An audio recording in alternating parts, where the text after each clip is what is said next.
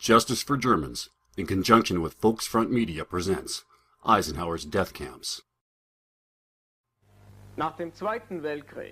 After World War II, the focus on historical research, inquiring into German war crimes, may have ultimately been caused by the lack of concrete documentation showing the violations of international law committed by the Allies. It must therefore become the responsibility of historical science to shed light upon this, undoubtedly uncomfortable chapter of history, and to determine in what situations which crimes against humanity were perpetrated, and to establish a prerequisite for better compliance with the norms of human rights in warfare.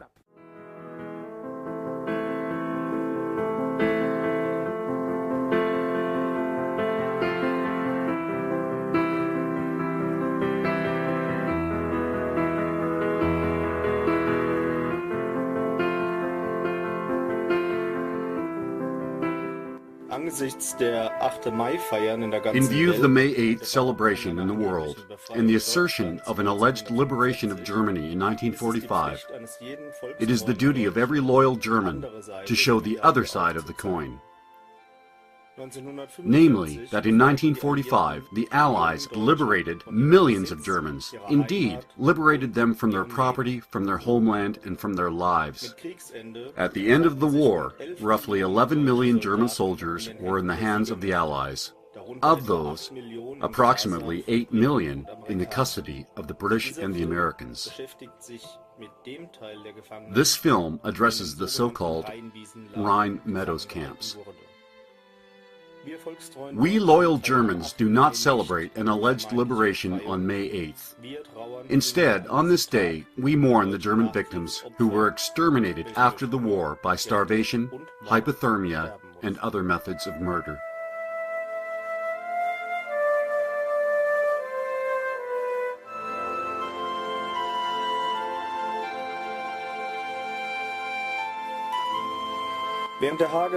When the Hague Conventions on Land Warfare were formulated at the beginning of the 20th century, the participating countries agreed to subjugate their nations to international law. This new body of law was, amongst other things, meant to humanize warfare, meaning that, for example, violence against defenseless human beings such as prisoners of war would be prohibited. On January 26, 1910, the Hague Ground Warfare Rules were ratified by the attending countries, which included Germany, England, France, and the USA. With regard to the treatment of prisoners of war, the following was established as law under Article 7 of the Hague Land Warfare Rules. The government in charge of the prisoners of war is required to provide for the welfare of their prisoners, and in the absence of any special agreement between the warring countries, the prisoners of war are to be treated equally to the troops that took them into custody regarding the nourishment, accommodation, and clothing.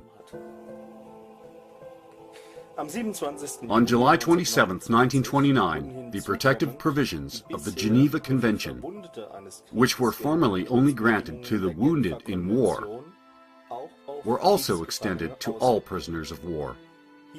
It was determined that, henceforth, prisoners are to be treated equally in every respect and on par with the victor's own troops.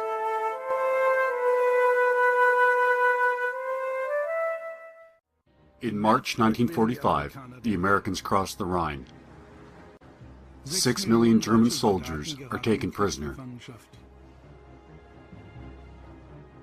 On one day alone, a group totaling 300,000 surrendered. For them, the war was over. The losers can only hope for humane treatment. But their worst nightmare had just begun. At first, I was happy to be in the West, because we all thought, if we're taken prisoner, we'll be better off with the Americans. And so I surrendered with the hope of humane treatment. I had no idea what the next 5 months would bring and how disappointed we would become. You arrived in Remagen and were led through the gates of the camp, or driven through it, and then put into your quarters? Would you care to describe for us what that looked like? Well, the way you described it, it almost sounds as if I was arriving at a nice vacation retreat. But the reality was quite different. The horrors began already in Niederbreisig, and then also in Remagen, in the same way, with an enormous shock. We were chased off of the trucks, and then we saw the alley, the Gauntlet Alley, which the American soldiers formed all the way to the gate with 2 rows, armed with wooden boards, chasing us through the gauntlet with these boards. Come on, let's go, come on, let's go. All was hitting us across the lower back, and this was really an experience which I thought was just not possible. I was thinking then, if soldiers are capable of doing this to other soldiers, then we can expect them to do just about anything to us. Above all, prisoners are supposed to be under the observation of the International Red Cross. And after the conclusion of the conflict, all prisoners are to be released as soon as possible. This addition to the Geneva Convention was also signed by the so-called liberators of 1945. In 1943, however, the Allies agreed in secret to designate the German soldiers not as prisoners of war, but as criminals, in total disregard of international law. The high command of the respective Allied forces were thus free to handle the prisoners as they pleased. In this respect, the Supreme Commander of the Allied forces, the future President, Dwight David Eisenhower, received on March 10, 1945, the authorization from Washington not to release the German prisoners of war held on German ground, but rather to keep them imprisoned as so-called disarmed enemy forces. As a result, the prisoners had no protection under international law and were abandoned to the machinations of the victors. After crossing the Rhine in March of 1945, Americans decided that they did not want to bring the German prisoners of war to the camps which had already been prepared for them in northern France. Instead, by order of Eisenhower, they settled the prisoners of war in the farm fields along the western shore of the Rhine River. Of the 188 American prison camps, dozens were located along the Rhine River and the adjacent wide-open areas. These so-called Rhine Meadows camps stretched from Remagen across Mainz to Bad Kreuznach and all the way across Ludwigshafen. Other camps were frequently dismantled after a while, and the occupants then transferred to the Rhine Meadows camps. At the end of the war, the surrendering soldiers were detained at various battle locations. But also taken into captivity were an unknown number of old men and youths belonging to the Volkssturm, which were civilians in uniform, for example, firemen, National Socialist Party officials, and ordinary civilian members of the party. Furthermore, injured soldiers on leave were rounded up from the hospitals. Female support staff and intelligence personnel, and sometimes even youths, those deemed old enough to hold a weapon, were also taken into custody. The reasons for these breaches of international law and of inhumane treatment cannot be seen as anything other than a determined effort to take the greatest possible number of Germans as prisoners. What happened to the prisoners as they were taken into custody and immediately thereafter was often unpredictable and random. The prisoners were forced onto trucks. They had no idea where they would be taken. One such transport would become a trip of death. We had to stand very close together. They drove very crazily. And suddenly, we were tossed about when the truck rounded a curve in the road, and about 30 men fell off the truck, and half of them were killed. Sometimes a comrade would yell when there were apple trees along the road with branches overhead, so that we could duck down. The guy who was in front of me didn't react fast enough.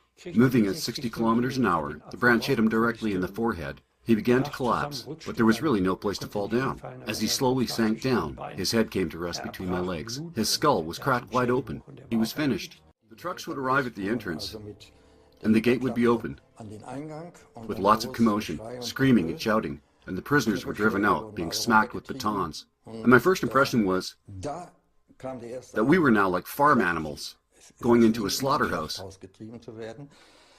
It was really horrible, as everyone tried to run and duck. And it was especially bad for the amputees, some of whom had lost their prosthesis, and were then even beaten with their wooden limbs. Without any regard to uniform, rank, or age, everyone was driven into the cages.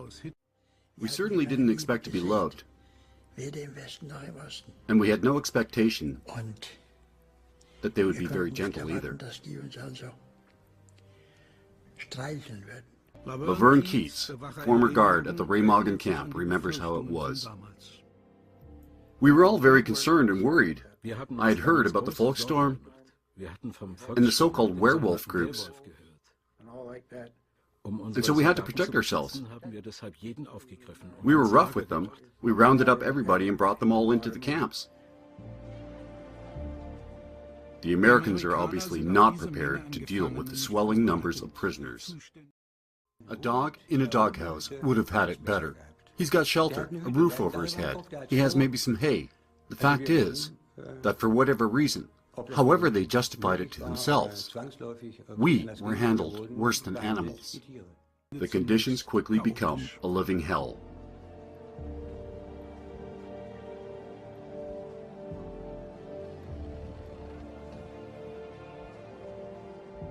No, we didn't even know where we were going, or even what our job was. We didn't even know who was in charge. There was no organization whatsoever. We had no equipment and no shelter for the prisoners. And it was cold in April. It was really bad. In many camps, from the start, the prisoners received no sort of care whatsoever.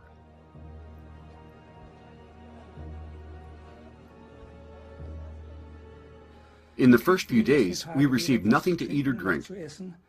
And for the first time in my life, I had to experience men drinking their own urine.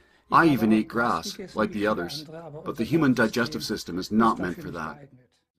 To my understanding, it was because the German civilians and the refugees had so little to eat that Eisenhower did not want to feed the soldiers any better than the civilian population, that he was worried about the overall food supply for the coming fall and winter of 1945. But that was a big lie. The civilians were being systematically starved under the Morgenthau Plan. It is impossible to determine the exact numbers of prisoners in the camps, since the Americans deliberately failed to register them. Only in isolated cases were the incoming and outgoing numbers actually counted. The International Red Cross would have had the ability to take on this work, but they were denied access to the camps. It is estimated that between April and September of 1945, well over 5 million prisoners were detained in the Rhine Meadows camps. The American GIs conducted themselves very harshly in an effort to convey to the German soldier that he was completely defeated. We have documentation of physical abuse in every form imaginable, with the intention to cause death both before and after the capitulation, with mock executions, nightly arrests of young boys who were dressed only in pajamas, but also, though less frequently, more correct behavior by the GIs. Independent of all this, most of the German soldiers claim that, after their capitulation, they had been repeatedly and systematically plundered by the American soldiers. The Americans stole their watches, their cameras, even their wedding bands. It is no wonder that, in bitter irony, the letters USA were translated into Army of Watch Thieves in the German language. The first thing was, I had to give up my watch. And the thought came over me, these rich Americans are going to steal our watches? That was pretty strange. But it was continuous. The luxury of having your own watch, which every German boy received for his Holy Communion or confirmation, was apparently not something the American soldiers had had. Additionally, the prisoners had to frequently give up their own personal belongings, including shaving utensils, mess kits, rain gear, and tarps. The camps.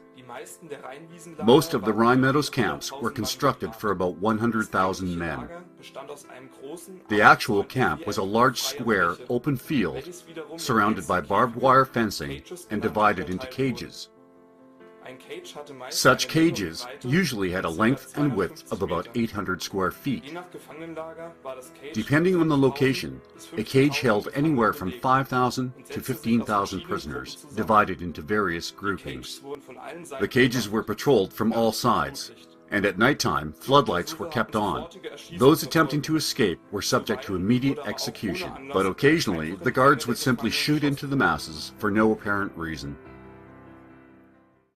After some months had passed, many of the prisoners were transferred to France. 10,000 of them were put to work clearing landmines, an often deadly mission. 1 million German soldiers are condemned to live here for many months at a time, cut off from the world in the open fields between Bad Kreuznach and Wese. For Hitler's former soldiers, the war is now over, and they just want to go home. The wait itself becomes a form of torture. But just how was one expected to survive in an empty, muddy field?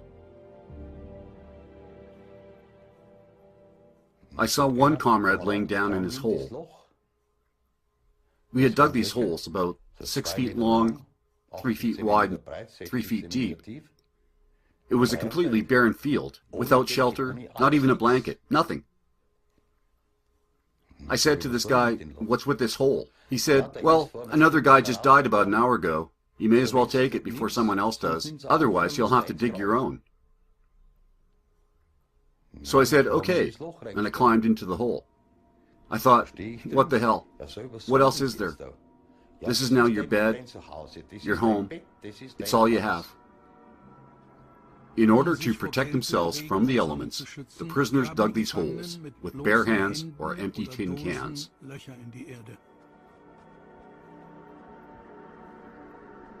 The fear of dying in there is always present. Down there it was warm. And at nighttime, because of the floodlights and all the noise, one couldn't sleep. But when the ground became wet, you'd be buried under an avalanche of mud weighing many hundreds of pounds. A comrade was hopelessly buried that way. There was no way that we could get him out. In other separate camps, hundreds of females were also held prisoner. Among them, Luftwaffe support worker Lotte Schutz. It was raining terribly. We were lucky and happy to have a warm coat. And after about 10 days, they brought us some tents, but only for the women. But the men had nothing. It was just horrible. Cold and rain set in and enveloped them. There were outbreaks of typhus and cholera. Simple holes in the ground were dug as latrines. Often they became death traps. Many of the prisoners fell in, and they were never helped. But then they sank down into the cesspit, and they were gone. Nobody did anything to help them. For the women, the situation was also a shameful nightmare. The worst part was at night, when we had to use those open latrines. But even during the day, and you had to go really badly, the Americans would stare, laugh, whistle, and make catcalls. It was awful. Panic and despair begin to set in. Even when food is offered, it is never enough. Soon, these former comrades were fighting each other. The lack of sleep, the permanent thirst, and the chronic hunger would bring a human being to behave like an animal. And it was just horrible. And later, even when the situation improved somewhat, and the first few came in with some hot soup, some of the men attacked them, punching them in the face. I can remember it so clearly now. In 1942 to 44, we saw the Russian prisoners as being subhuman, because they would even eat rats. Now for us, the situation was no different. The conditions, however, were not at all comparable. The hunger now is overwhelming, and so too begins theft. If someone was accused of theft and were caught stealing, they would hang a sign on them saying, "I stole from my comrades," and he was done for. Everyone would punch and beat him. They are now totally at the mercy of their captives and cut off from the rest of the world. Whoever is without friends is doomed. In order to improve their own chances for survival, small gangs began to form. The fear of death is overpowering, and their humanity falls by the wayside. They saw and experienced things that still torment the survivors. One guy said to me, "Please, I can't even stand up, I'm so sick." And he was very sick. So I went and got him his meal. And the people there gave it to me. They believed me. And he was so sick, spitting up blood, and eventually he died. But he slept beside me for 10 days like that, which was not good, or very nice to be around. But I continued to get food for him until I personally couldn't stand it anymore, and just had to move away from him, out of that hole. We were located in smaller camps. There were several camps with 70,000 prisoners on this one field, without a building, without a tent. Most of us were without a coat, sitting day and night in the mud, and we were totally full of lice. I myself had to stand in line for 14 hours, up to the ankles in mud, to get a tin can of water. Whoever could not hold out that long fell over and was counted to the dead, because no one would come to bring them any water.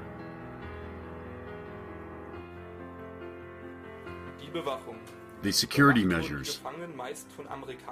The prisoners were usually guarded by second-rate soldiers, blacks or Polish reserve troops, and former foreign workers. These workers were commanded by other white soldiers. They were seen by the German prisoners as being extraordinarily brutal, arrogant, volatile, and aggressive. Roll call ended with beatings for those who had fallen over due to exhaustion. The soldiers of the Waffen-SS were treated with extreme cruelty, receiving long hours of punitive drills, and brutal beatings to the point of death were frequently observed. There was no respect or restraint in the treatment of high-ranking German officers either. American soldier Martin Breck tried to help. Whenever I would throw them food, the so-called K-rations over the fence, to the prisoners, they threatened me with court-martial. But I continued to do it. They warned me. They said, "Stop it. Don't give the prisoners any more food.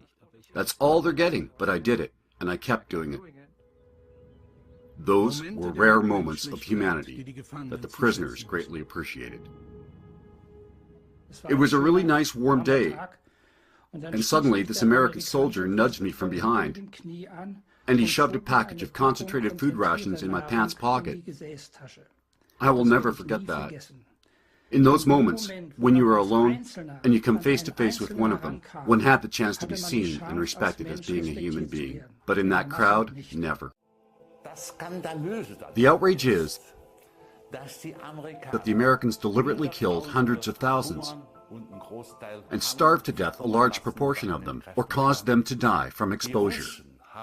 The Russians also took prisoners, but they themselves were deprived, and so the prisoners suffered equally. The guards were not really much better off than their prisoners. The Russians really couldn't do any better because they didn't have the resources. But the Americans, and this is the outrage, they even turned away help from charities, and that was purely by intention and design. American investigations confirmed further war crimes. For example, 104 German prisoners of war suffocated in an American train transport. 24 others and 3 civilians were murdered at Tambach. And in Luxembourg, US soldiers murdered 70 German prisoners of war. The living quarters. Daily, more men and women arrived from preliminary holding camps, behind the front lines, locked in cattle cars, and on trucks, and they were poured out of the trucks like trash into the cages behind the barbed wire. Some of the prisoners had already died during the transport. Life in the camps and the security and futures of these prisoners was determined by the temperament and mood of the local camp commander. Thus, it was a daily battle for personal survival.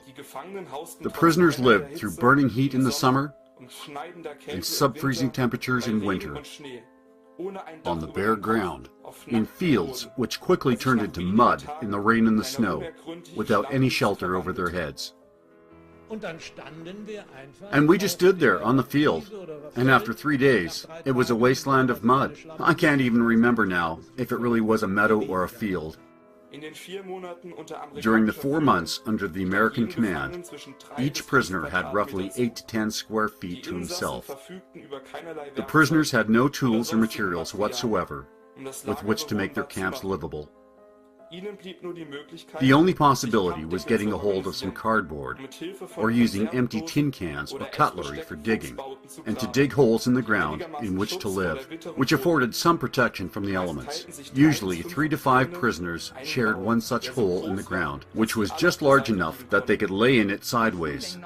The spring of 1945 was wet and cold. It rained and snowed off and on. The field turned into a wasteland of mud. Ernst Albrecht, then just 18 years of age, tried to protect himself from the elements. If we were lucky enough to get a hold of some tin cans, we would scrape out a hole the length and width of our bodies. If it was raining, we put the blankets over our heads and stayed that way until the blankets were soaked through.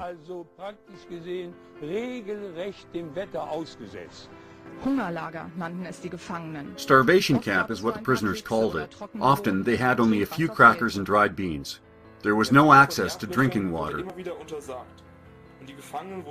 The digging of these holes was forbidden time and time again, and the prisoners were forced to close them back up.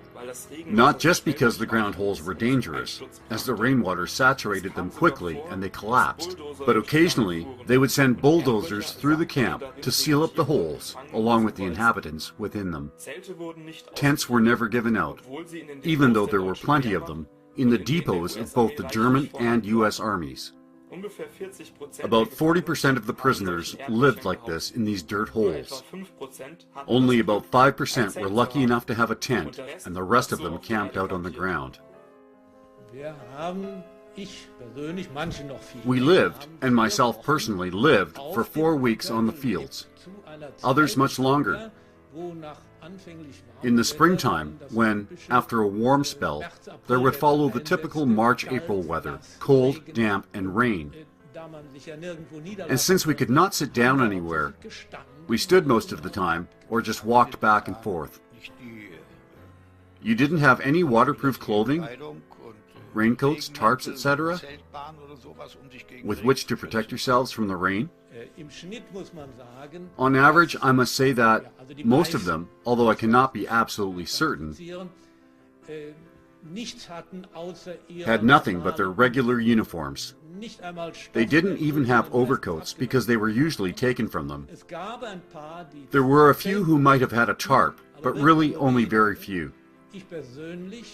I myself, by sheer luck, received a good motorcycle jacket in the last few days of the war. But they took it from me when I was taken prisoner. But then I managed to steal it back from the heap of coats just as we were marched off. So in that regard, I was a little more fortunate than others. There was only mud. There was no dry place. And since there was only mud, we could only wander around, even at night. But at some point, sleep overcomes you. And so I closed up my coat on the top, just like a pair of pants with a band on the top, and I would let myself drop into the mud, in the hope that I would be able to sleep for a few hours before my feet would begin to freeze. After much delay, we finally had one latrine in every cage. The longer the condition of starvation continued, the weaker the prisoners became. At first, men would help an ill comrade to the latrine, but later they were all so weak that they just relieved themselves wherever they happened to be.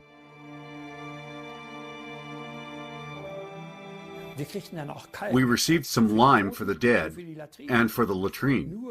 The only problem was, if a completely exhausted man finally made it to the latrine to sit on the rail and, due to exhaustion, then fell backwards into it, he drowned. No one was capable of helping him.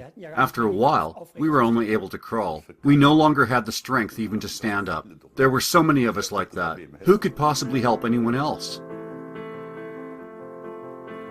It took a long time to get a water station set up. Before that, the prisoners received water quotas. The water was taken unfiltered from the Rhine River or a nearby creek and then pumped full of chlorine to prevent epidemics. For a prisoner to get water, it usually meant that he had to stand in line for hours, even though he was already totally exhausted. Sometimes it took up to 10 hours to get a tin cup of water. Because of their great thirst, some of the prisoners drank from mud puddles, resulting in severe sickness. Their thirst was especially torturous in the summer months, when they were exposed to heat and sun without interruption. A person needs about 1,200 calories during rest, a working man between 2,000 and 3,000 calories per day.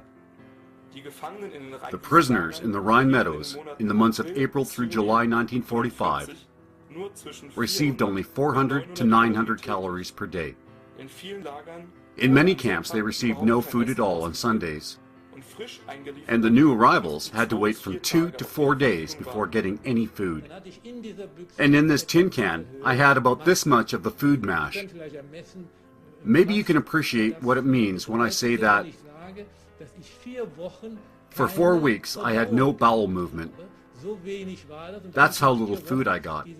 And when after 4 weeks I pressed out this hard black stuff, I passed out, and I would have almost drowned in that cesspool, just missing it by a hair's breadth. How many calories do you think you had every day? I've researched this, comparing it to the modern calorie tables. And I concluded that on this day, on this first day, which was relatively ample in comparison, we received, besides the 2 raw potatoes, perhaps 500 calories. With the potatoes, it then came to 700 calories. And if we found a fire to put the potatoes into some ashes, that helped. And how many calories does a man need basically to survive? 2,000. One possibility to get additional food would have been through support from the residents of the nearby villages. But the residents were forbidden under penalty of death to provide food to the prisoners. The German government was ordered to instruct their people accordingly. If anyone did try to take some food to the prisoners, he would be driven off or shot by the fence in front of the starving prisoners. There was no medical care in the beginning. and there was no medical equipment set up. And the Americans did not allow German doctors to practice. And if they did so anyways, then it was only from their own resources and without medications and equipment. They could only help with advice or to try to mitigate the pain. The International Red Cross, as mentioned, was not allowed access to the camps. Food and relief supplies, which the Red Cross transported on trains to the camps, were ordered to be returned by Allied Commander Eisenhower. Sick prisoners were not treated in the camps, but were only set aside by the Americans. We can assume that only 20% had a normal amount of food, and that 60% were starving, and 20% had so little food that they died. Camp Kreuznach, the so-called Field of Misery, had a hospital, but they only took patients that would be dead within 24 hours. During the whole imprisonment, the prisoners were under constant stress because they did not know what would happen to them or what was happening all around them politically. They had no idea as to what had happened to their families, and furthermore, they were forbidden to write to their relatives in order to give them a sign that they were still alive. The number of deceased and their fate. First, I need to say that there are no numbers available at all as to the suicides in various forms.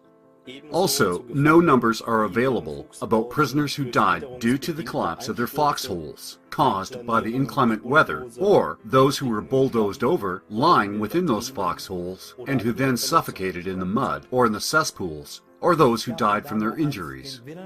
There was only one thing: the will to survive, to make it home someday, or, otherwise, to keel over and die. There are no established numbers of prisoners who died due to punitive measures taken against them, or who were already very close to death and who were sent to an evacuation hospital. Furthermore, there are no records of prisoners that were shot during cases of escapes, or of those who were shot indiscriminately day and night.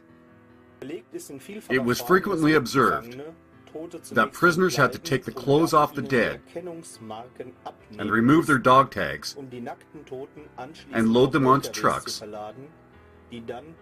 which had an undetermined destination. A small number of the dead were buried in mass graves right beside the camp. Their clothes were then burned, and the dog tags had to be given to the Americans, who did not give them to the Red Cross, but deliberately melted them down. And here in this field that has since been built upon, you no longer see what really happened here, with all the time that has passed. But here rest an unknown number, thousands of those poor individuals who had been penned in, out in the open, without water and food. In the camp Bretzenheim, for example, there were 3 variations of graves without names. There were graves for those who apparently aroused the anger of the guards. The next one was for those who, for some reason, resisted or who were shot during an escape. The third one was for those who fell into the cesspools or who had been shot in willful random shootings. According to the Americans, only 3,000 prisoners lost their lives at the Rhine Meadows camps, which would be a ratio of not even 1 per 1,000. This data refers to persons who died of their illnesses or due to the refusal of help. Today we have, in a 12-month period, approximately 15 deaths per 10,000 people due to illness for people in the range of 20 to 40 years of age. In these cases, we can assume that these people had had enough food, clothing, a stable place to live, and medical care. Now, compare those to the prisoners who had almost no food and no medical care, and who lived in open fields. Considering these environmental factors, these official numbers are nothing but a sick joke. The unbiased French-Canadian journalist James Bach, in his book Other Losses, determined that the number of the dead to be over 1 million in the Rhine Meadows camps. But where are these victims? In the areas around the former camps, tens of thousands lay buried, but not hundreds of thousands. Where did the U.S. Army trucks take all of these many corpses? Here it is conspicuous that these U.S. trucks came fully loaded with provisions and supplies from the main supply center in Antwerp, and then returned there empty? No, full of German corpses. Only this would explain the fact that, in Belgium, there are a large number of unidentified corpses of German soldiers and civilians buried there, who could not possibly have fallen in battle during the comparatively short duration of those battles. The Belgian war cemeteries are full of unidentified corpses because their dog tags had been removed, and they were dumped like garbage left and right along the roadside in the woods on the way to Antwerp. Thus, we now accuse you, as to this lie, that we were somehow liberated from something horrible. The fact is, something horrible befell us. 7 million Germans lost their lives during the war. But now, please take note and remember this as the answer to those who would tell you lies. 12 million Germans were murdered after May 8, 1945, and the 1 million who were murdered here, not in meadows, but in the sludge and mud of farmlands by starving them to death within only a few short months, also belong to this number. Tell us, what persuaded the Americans to incarcerate so many innocent people, and for another, to keep them locked up under the conditions presented here? Why were the prisoners not registered? What prevented the Allies from accepting German food supplies, or to use the supplies offered by the Red Cross? Why were these deliberate policies of neglect put into place by the U.S. High Command? Why was it never permitted to give the dead in these mass graves along the line an honorable burial? In conclusion, it has been determined that the systematic murder of these German prisoners has received virtually no attention from the media, and that there is a great need for more detailed research. We hope that this documentary will contribute in a small way towards compiling the evidence of American war crimes. The goal of the victors was, and remains even today, the destruction of the German people. I walked down the Berkusenstrasse, I think it was on July the 15th, and I took a turn into the Eulerstrasse. This was my neighborhood. And as I came down the street, my mother sat in the bathroom crying. I was able to picture it exactly, because she did not even know if her son was still alive. And then the bell rang. And my mother washed her face, dried it off, hoping that the stranger at the door would not see that she'd been crying. Then she walked down the hallway to the door and opened it. And there I stood. And then my mother broke into tears. She was not even able to speak my name. And then only, on perhaps the third attempt, she said, "My boy." And she took me into her arms.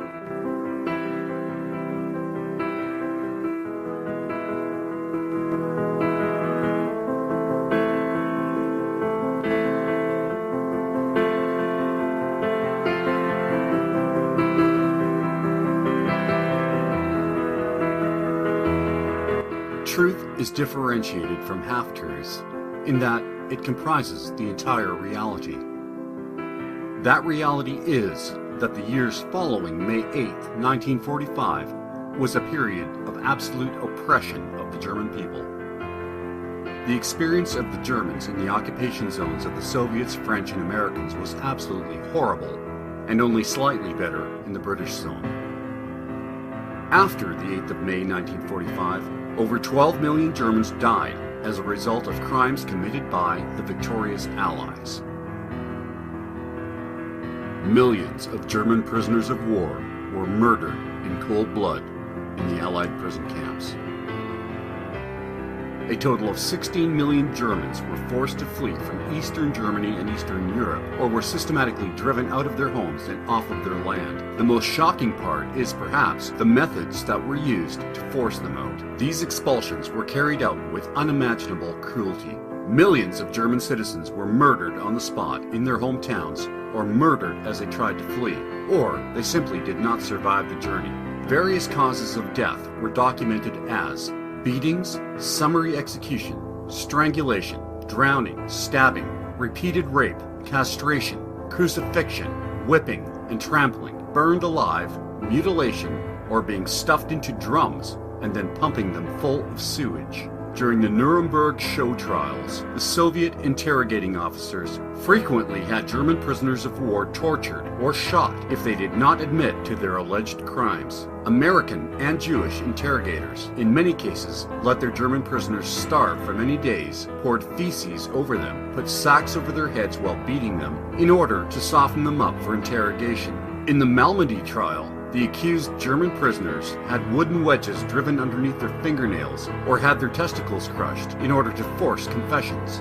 The U.S. military authority forbade the distribution of provisions and tents to prisoners that were available from the German and U.S. military depots, and they prohibited the giving of food and water to the German civilian population, and they ordered that civilian conscripts take food away and destroy it. The opinion that the Germans alone were responsible for the war, and therefore for the subsequent expulsion of ethnic Germans after 1945, is historically not supported by the facts. The causes of World War II started with European disagreements which led to World War I, and then continued with the unmerciful actions of the victors to heap the sole responsibility for that war upon the German people, and then to plunder them. And it continued on to the Danzig Corridor dispute, and with the discrimination and persecution of the German minority in Poland. The suffering of 16 million German citizens driven off of their land and homes, the captivity of 11 million German men in death camps, and the deaths of well over 6 million German citizens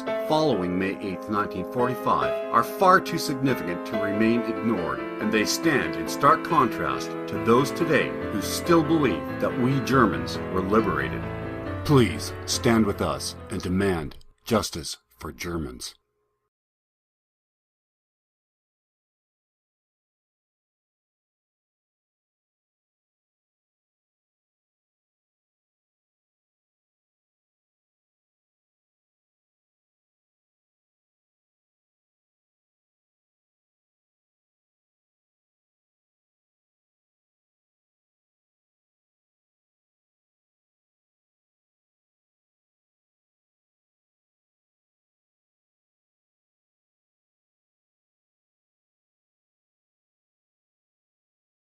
Today, I'm going to share some details about World War II that many of you might not have heard before. I base this information on the hundreds of hours of research that I have done. I base it also on an accurate knowledge of history, on evaluating both sides of an issue, and on my general observations, and last but not least, my common sense. Eisenhower's death camps. Usually when we see the words concentration camp, we naturally associate them with the highly publicized camps of Nazi Germany. Yet, the Nazis did not originate the calculated concentration of people for political, criminal, or cultural reasons. Establishment historians and others routinely conceal the utilization of the ongoing mass incarceration against America's indigenous population. In 1898, the U.S. military used what they called pacification camps in the Philippines. The British, with whom we have some sort of special relationship, used concentration camps to control the dissident civilians in South Africa during the Second Boer War between 1899 and 1902. Britain was attempting to seize their land and primary resources. The population limit of those camps was 117,871. Within 14 months, 20,117 people died. Dwight D. Eisenhower, a notorious womanizer, was friends with Roosevelt's daughter Anna, who introduced him to her father.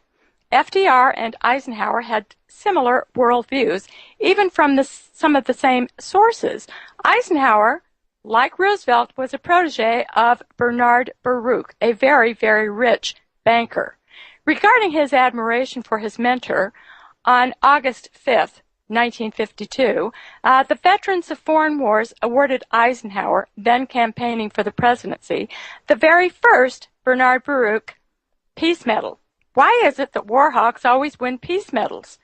Eisenhower responded to the honor by saying, and I quote, "I was one of those who, for the past quarter century, has had the privilege of sitting at his feet," meaning Baruch, "and listening to his words of wisdom, words that still are mighty," unquote. In the same speech, he said that he endorsed the same policies that Baruch had been urging for years. After Eisenhower became president, he promoted many of Baruch's policies, including Baruch's United Nations plan for total disarmament, perhaps to accommodate the Cold War charade. That plan was actually a Rothschild plan. Disarming always leads to rearming, which always produces huge profits for the military-industrial complex. You know, the one that Eisenhower warned us about in 1961. In 1941, Eisenhower initially met Harry Hopkins, Roosevelt's banker-assigned presidential handler. Hopkins may have influenced Roosevelt regarding Eisenhower's meteoric military career. Within a short time of meeting Hopkins, top military leaders closely associated with the White House promoted him over several better qualified officers who actually outranked him. They elevated him to a full colonel in March 1941 and to brigadier general in September 1941. Keep in mind that this was before the attack on Pearl Harbor and before the U.S. entered the war. By February 1942, through the influence of General George Marshall, a Pilgrims Society member, they appointed Eisenhower to Assistant Chief of the War Plans Division. He helped plan the assaults against Japan and Germany. In March 1942, they appointed him as the Chief of Operations Division, War Department General Staff. In June 1942, they made him the Commanding General of the European Theater of Operations, stationed in London. Then, in his spectacular ascent, they advanced him to the position of Supreme Commander, Allied Expeditionary Force for the invasion of Europe, scheduled for December 1943. In February 1944, they designated him as the Supreme Allied Commander of the Allied Expeditionary Force. In January 1943, Stalin, Roosevelt, and Churchill had met in Casablanca to discuss Germany's unconditional surrender. This is an ominous term and a factor in total war, meaning a war where the aggressors target the entire population and a nation's non-military civilian infrastructure. Unconditional surrender includes total submissiveness after the battle and the complete eradication of the existing government. It also means relinquishing all treaty rights, such as the treatment of prisoners according to the Geneva Conventions. At the end of 1943, at the Soviet embassy in Tehran, Stalin and Roosevelt drank a toast to the deaths of 50,000 German officers who they laughingly thought that the Allies should immediately shoot at the conclusion of the war. In a letter to his wife, Eisenhower said, and this is a quote, "God, I hate the Germans. Why? Because the German is a beast," unquote. General Eisenhower, with the opening of the Ruhr operation, said, and I quote, "Our primary purpose is the destruction of as many Germans as possible. I expect to destroy every German west of the Rhine and within that area in which we are attacking," unquote. Treasury Secretary Henry Morgenthau, Jr., who served as the Secretary of the Treasury from 1934 through 1945, worriedly told Roosevelt, and I quote, "No one is studying how to treat Germany roughly along the lines you wanted," unquote, Roosevelt said, and I quote, "We have got to be tough with Germany, and I mean the German people, not just the Nazis. We either have to castrate the German people or you have got to treat them in such a manner that they can't just go on reproducing people who want to continue the way they have in the past," unquote. They need not have worried about who was going to implement the extermination plan. Eisenhower had said, referring to the Germans, that he wanted to, and I quote, "treat them rough," unquote. Ironically, the only premeditated mass extermination operation in Germany was the Morgenthau Plan created by Secretary Morgenthau. It is rather curious that the Treasury Secretary would devise an extermination plan rather than the War Department. Even before the Normandy invasion on June 6, 1944, over a year before, by May 1943, with the Axis surrender at Tunis, Eisenhower had several 100,000 German captives, who the military transported in overcrowded boxcars to his camps.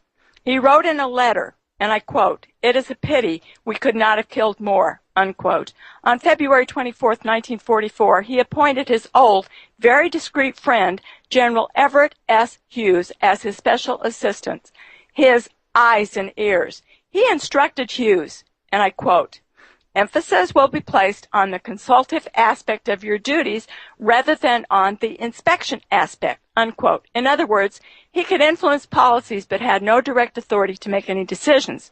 Eisenhower was in charge of all policies, especially regarding the German prisoners.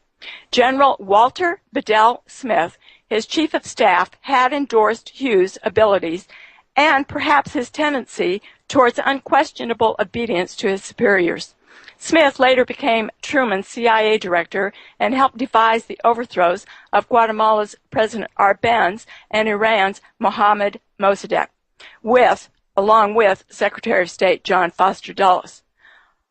On August 4, 1944, Eisenhower discussed prisoner rations with Hughes, who constantly reduced them below those set by the supply officers according to the provisions of the Geneva Conventions. Prerequisites Eisenhower had already dismissed before the war ended or before Germany even surrendered. On September 16, 1944, Churchill and Roosevelt agreed to implement the Morgenthau Plan, which included the complete destruction of German industry, another stipulation that was contrary to the Geneva Conventions.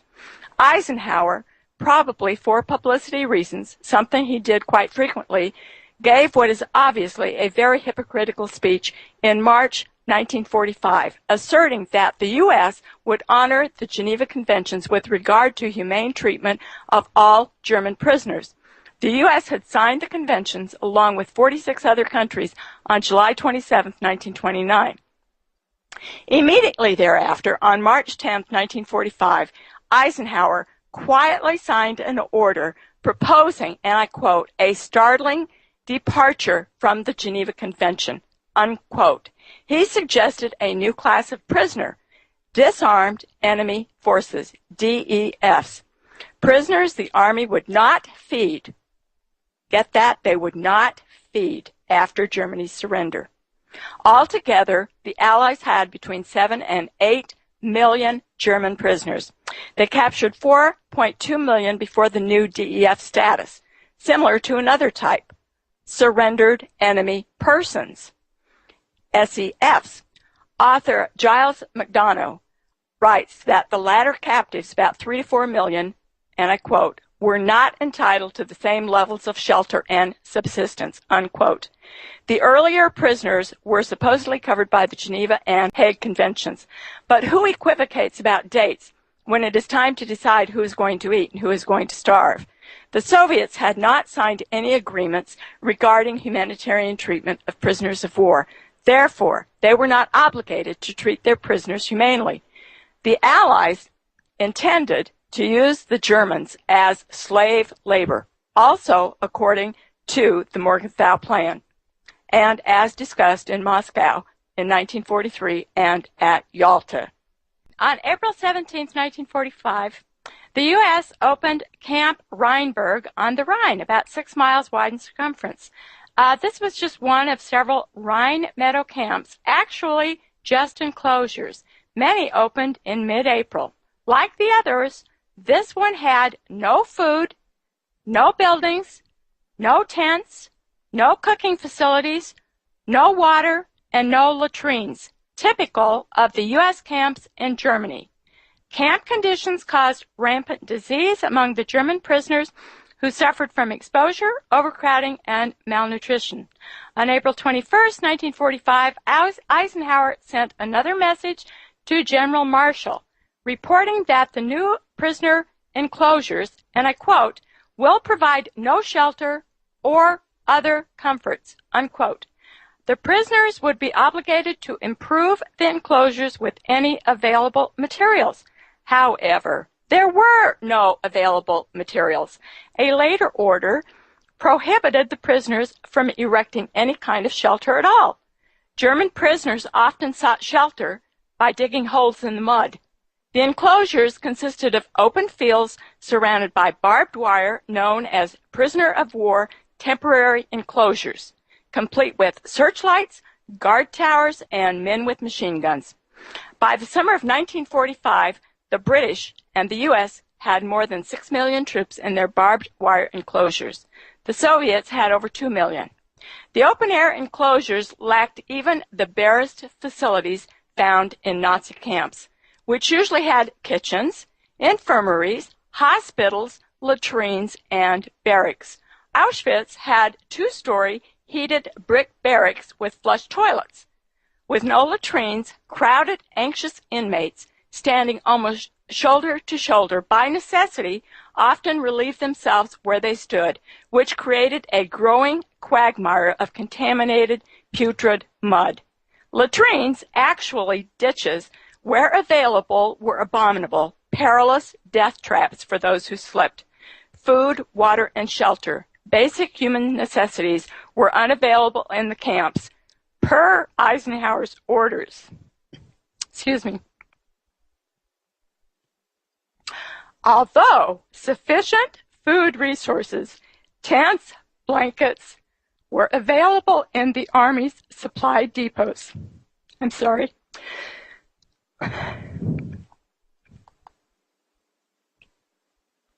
On April 22, 1945, the U.S. had in Europe 50 days worth of 4,000-calorie rations to feed 5 million people and other lower-calorie rations for an additional 50 days. They had the food.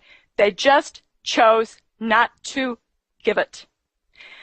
Author James Bach wrote, and I quote, "In April 1945, hundreds of thousands of German soldiers, as well as the sick from hospitals, amputees, women's auxiliaries, and civilians were caught. One inmate at Rheinberg was over 80 years old. Another was aged 9. Nagging hunger and agonizing thirst were their companions, and they died of dysentery. A cruel heaven pelted them week after week with streams of rain. Amputees slithered like amphibians toward the mud, soaking and freezing, naked to the skies day and night, and day after day, night after night. They lay desperate in the sand of Rheinberg, or slept exhaustedly into eternity in their collapsing holes," unquote. George Weiss, a survivor, reported that the absence of water was the worst thing of all. And he said, and I quote, "For 3.5 days we had no water at all. We would drink our own urine. It tasted terrible, but what could we do?" Unquote. The U.S. military would not allow the International Committee of the Red Cross to come within the barbed wire enclosures as permitted by the Geneva Conventions. The U.S. military, per Eisenhower's instructions, did not allow prisoners to receive mail or packages. On April 26, 1945, the combined chiefs of staff in Washington cabled Eisenhower their approval of the disarmed enemy forces status for all German citizens, only in U.S. captivity. Everybody was considered an enemy, whether they had fought or not. By April 30th, 1945, there was an additional 2,062,865 of these civilian prisoners. The British refused to apply the DEF status to the German prisoners under their jurisdiction. British Army Field Marshal Viscount Montgomery said, and I quote, "The German food cuts have come to stay. We will keep them at 1,000 calories. Britons get 2,800. They gave the inmates of Belsen only 800. The minimum adult calorie intake to sustain minimal health is 1,800 to 2,250 for a sedentary individual." Prisoners under Eisenhower's authority were supposed to get 2,000 calories per day, but in most cases they received much less than even half of that amount, probably around 500 calories per day if they got any at all. According to the Geneva Conventions, all prisoners of war should receive the same rations as the occupying military force. This was applicable to all prisoners, those who voluntarily surrendered or the hundreds who were rounded up in the bombed-out cities. U.S. soldiers got 4,000 calories per day. The U.S. military housed some of the Germans not categorized as DEFs, like scientists and other professionals, in choice locations where they received adequate food and shelter. On May 8, 1945, Germany accepted an unconditional surrender as required by the Allies. On May 9th, Eisenhower's headquarters sent a form letter to all of the German cities and towns under his control, warning all citizens who were also starving against public gatherings or trying to provide food for the prisoners in the U.S. military enclosures. If the U.S. military witnessed any civilian giving food to the prisoners, they would shoot him or her. Apparently, U.S. military leaders considered feeding a prisoner a crime punishable by death. According to witnesses, guards at U.S. camps shot and killed several women who had attempted to deliver food to prisoners who were probably family members. Thousands of ordinary soldiers and citizens perished from dysentery, diarrhea, typhoid fever, tetanus, and septicemia, all related to overcrowding, lack of sanitation, and malnourishment, in numbers unheard of since the Middle Ages. Others perished from cardiac disease and pneumonia. Experts attribute about 9.7 to 15% of the deaths to reasons exclusively associated to malnourishment, like emaciation, dehydration, and sheer exhaustion.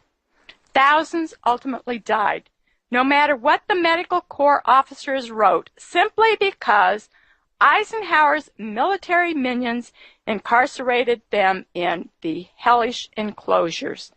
Each day, mass burials took place in each enclosure. Between May 1st and June 15th, 1945, the death rate was 80 times higher than anything they had ever witnessed. By the end of May, just 1 month, more people died in the U.S. enclosures than in the bombing of Hiroshima, which 140,000 people died.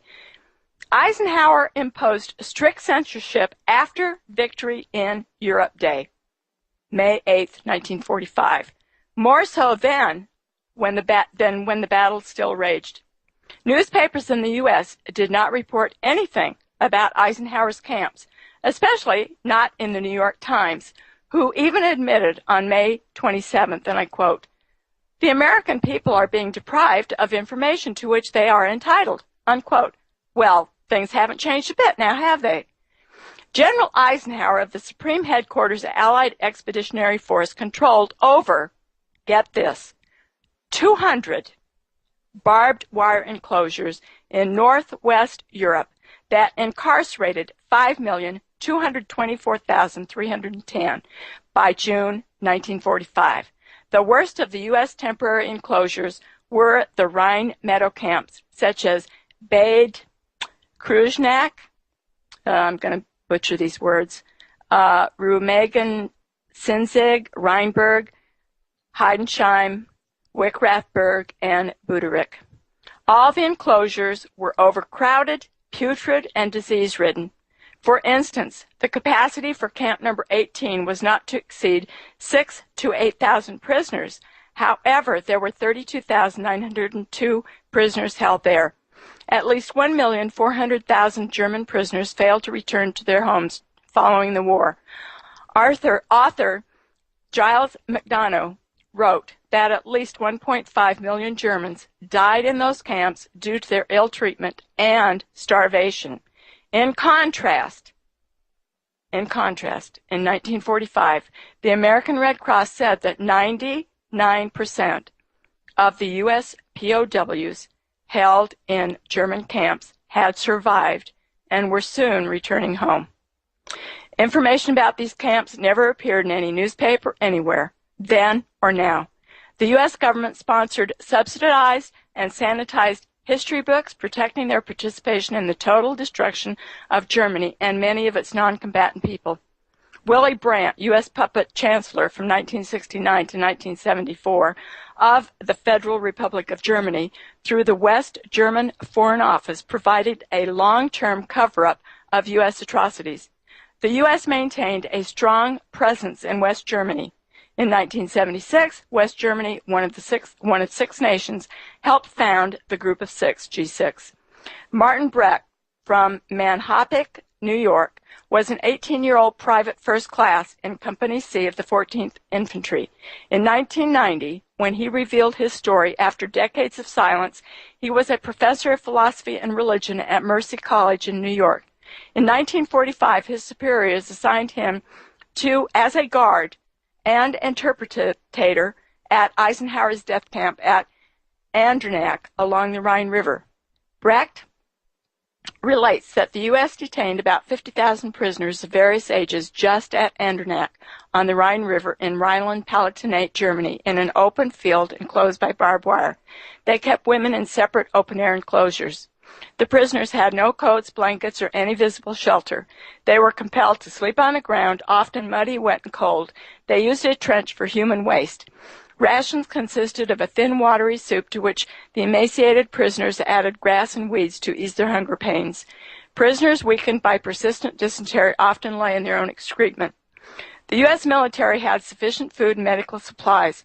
Brecht, sympathetic to the suffering of the prisoners, was outraged at the indifference of the camp guards.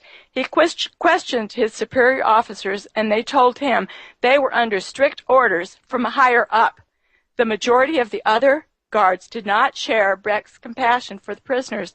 Most viewed the Germans as subhuman who deserved whatever happened to them, even a torturous death. The U.S. government had produced massive amounts of anti-German propaganda to indoctrinate the troops.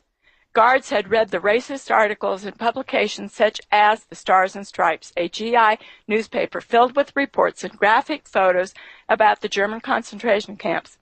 This inflamed some kind of self-righteous indignation that eased their own perpetration of the very same behavior they vehemently denounced. The prisoners were mostly civilians, farmers, working men, many of whom languished into a lethargic state of listlessness. Some prisoners, in a desperate suicidal hopelessness, attempted to escape by climbing the barbed wire, knowing the guards would immediately shoot them. On May 8, 1945, the end of the war, U.S. soldiers expected that they were going to return home. However, that was not the case, for now the occupation began. Camp Andernach, referred to as a killing field, quote-unquote killing field, was now part of the French zone. The U.S. military transferred German prisoners formerly under its jurisdiction to the French military authorities. The military force-marched the prisoners to another camp. Those who could not keep up the pace and fell behind were bludgeoned and rolled to the side of the road, where their bodies were later collected by a truck. By the end of 1946, the U.S. military had emptied most of its camps. The French continued to hold prisoners until 1949. Between 1947 and 1950, the U.S. government destroyed the majority of the incriminating records regarding the U.S. prison camps. The Germans maintained that more than 1,700,000 soldiers who were determined as living at the end of the war, May 8, 1945, never returned home. The Allies reviewed all responsibility for the atrocities committed against the German prisoners, but are quick to blame the Soviets for all inhumane abuses within all of the camps. According to the congressional record of January 29, 1946, Eisenhower said, and I quote,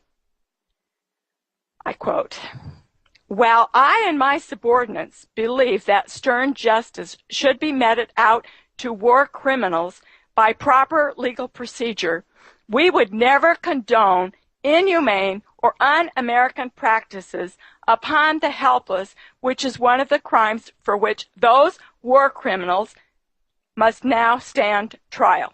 Unquote. On September 27, 1948, Eisenhower was awarded an honorary humanities degree by the Jewish Theological Seminary of America in New York City. The audience applauded his efforts in ending the Nazi terror and honored him for his military accomplishments and for the high moral standards that he demonstrated and for his, and I quote, statesmanship, tolerance, and humaneness, unquote. They congratulated him as, and I quote, a soldier of intellectual integrity with a love for peace and his fellow man, a beloved counselor of our people in peace as in war, unquote.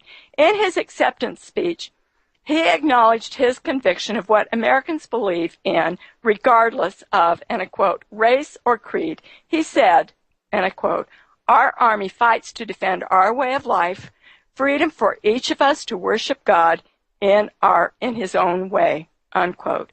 He said that ancient Jewish leaders, and I quote, gave birth to the doctrines that the American Army fought to defend. I wonder if he's talking about those in the book of Esther. He concluded, all the world is the seed of Abraham, unquote. So I hope that gives you kind of a different viewpoint of Eisenhower, and I hope that you will investigate this on your own.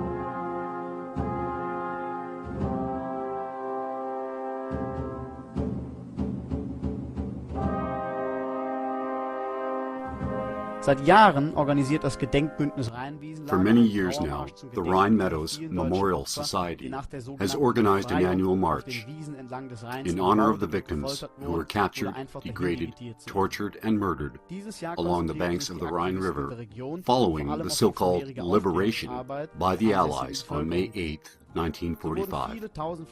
This year, the group focused on the evidence collected from years of investigations into these crimes in order to raise public awareness. Many thousands of informational flyers were handed out to citizens at information booths which they had organized. The group also had to wage a legal battle against the local city authorities who had banned the march, and they were successful. Finally, on March 19, 2011, in the city of Remagen, the march organized by the Rhine Meadows Memorial Society proceeded. Around 300 people gathered in various locations where the World War II Allies had committed these atrocities, both to remind the victors of their crimes and also to pay their respects and to give honor to the untold numbers of victims of these atrocities. It is said that a folk, a people, is only worth as much as the honor it bestows upon its fallen. This phrase drew the ire of left-wing extremists who had arrived and attempted to disrupt and provoke the marchers, attacking them as well as police officers who were trying to keep the peace, pelting them with bottles and other projectiles. But they did not prevent the march. As the marchers, all dressed in black, arrived from all across Germany, they gathered at the various locations, including at a chapel which was built in 1978 in honor of the German prisoners of war. They then proceeded to march, maintaining a high level of discipline, and all conducted themselves honorably. There were numerous speakers who spoke to those who were in attendance, and who described the nature of the crimes that were committed, and how shamefully the American army had treated their captives, and they eulogized the victims. 1 million soldiers were killed at this location, and we now seek justice for these crimes.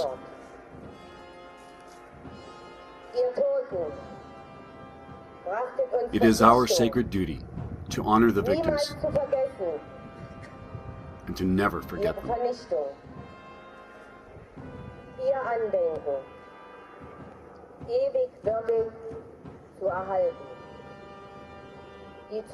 And moreover, to build our future in full consciousness of these victims, of the cold-blooded victors. And we must not be distracted or persuaded to forget them, but to always give honor to those who fought for us and paid with their personal sacrifices and their blood for our freedom and our fatherland. Den sie bezahlten mit ihrem Leben, den Traum, den sie heute an uns weitergeben. The first speaker at the memorial service was Sven Lobeck. He gave a detailed description of the crimes and atrocities that were committed against the German prisoners.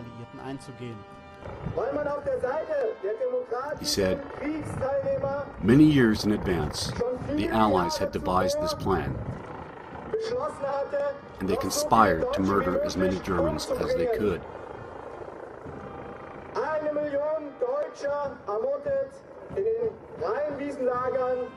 1 million German victims were murdered in the Rhine Meadows death camps. Next, Ralph Tegethoff spoke, and he stated clearly that these death camps had been built after the capitulation, which, so we are told, had ended the war, and as such, they made a total mockery of the surrender and of themselves and their stated intentions for waging that war. He said, "We have received an order. This order came from no man nor woman. This order came from our conscience, to come here and to participate here today.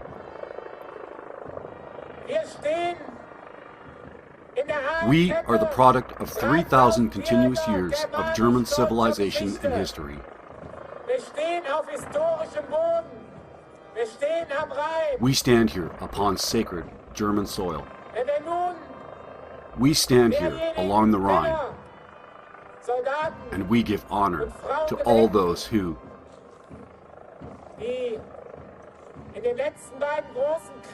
in 2 world wars, sacrificed their lives, their blood, their limbs, and health for the perpetuation of the German folk. And we now conduct ourselves as honorable soldiers. And in so doing, we are at one with those who went before us." Also in attendance, as an honored guest, was one of the few remaining survivors, Lieutenant Katte, who described his life as a soldier and finally paid his respects to his fallen brothers and sisters. Finally, the leader of the NPD party in the state of Rhineland-Palatinate, Dorothee Armestoff, spoke, and she read a poem as 2 members of the procession laid a wreath in honor of the victims. In her closing words, she said, "Now, let us swear, each of us here, to you, our fallen ones. You fought for our folk, and we will remember it always." At the end of the ceremony, there was a roll call for each of the names of the historical German armies and their various branches dating back hundreds of years through to the Second World War, as well as the civilian victims of the Allied terror bombing campaign, the German expellees who were driven from their homes,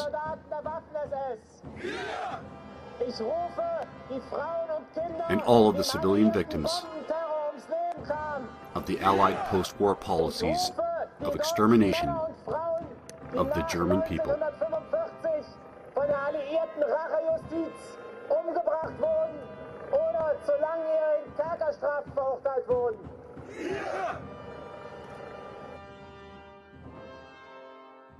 The attendees then solemnly filed out in 3 rows and continued their peaceful march. They ignored all of the provocations from other groups who had gathered to demonstrate against them, continued on with their march, observing total silence.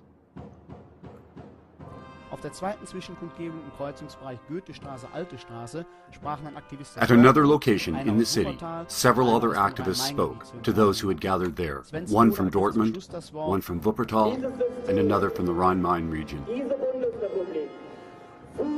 Sven Skoda was the last speaker, and he said that they had gathered there on that day to speak out,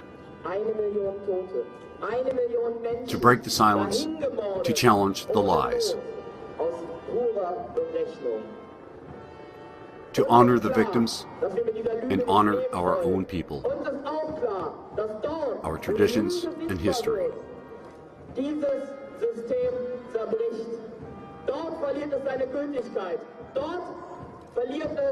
In closing, he said that only the truth can set us free. He added, there are still Germans alive today, including young people, who now proclaim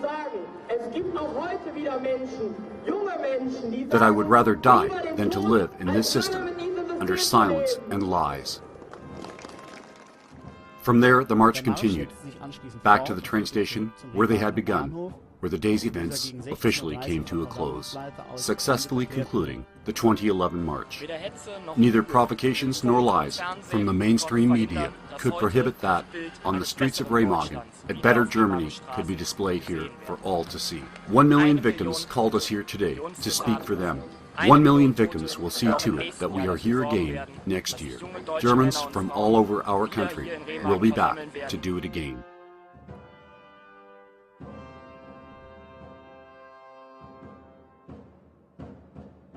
"1 million German victims beg for truth and justice."